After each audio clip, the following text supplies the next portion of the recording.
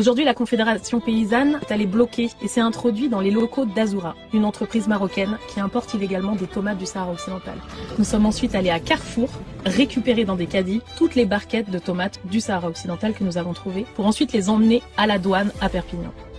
L'objectif est de dénoncer les activités du groupe Azura qui importe des tomates et des légumes du Sahara occidental vers l'Union européenne à travers l'accord de libre-échange UE-Maroc de manière illégale puisque normalement cet accord n'inclut pas les territoires du Sahara occidental qui est un territoire non autonome à décoloniser selon l'ONU. Le problème pour nous aujourd'hui à la Confédération paysanne, c'est que les producteurs européens et français se retrouvent en concurrence avec ces importations. Les conditions de production, notamment de ces tomates cerises, sont extrêmement différentes. Les normes sont quasi inexistantes, à la fois en termes de droit du travail et de l'environnement.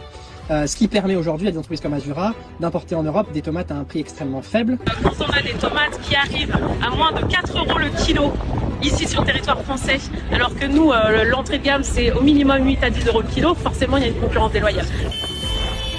Les prix minimums d'entrée sont une proposition qui permettent un commerce international basé sur la solidarité et sur la souveraineté alimentaire et qui nous permettrait de vivre dignement de notre métier. Aujourd'hui, c'est une action jonction de deux histoires.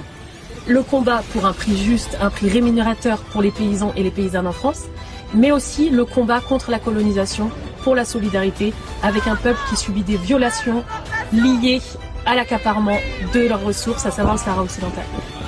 Opération de retrait de tomates illégales. Et nous, Confédération paysanne, on est pour la solidarité entre les peuples et on peut faire du commerce sans signer des accords de libre-échange délétères. Nous, en tant que syndicat agricole paysan français, on porte plainte aujourd'hui contre Azura qui fait des fraudes fiscales sur les droits de douane.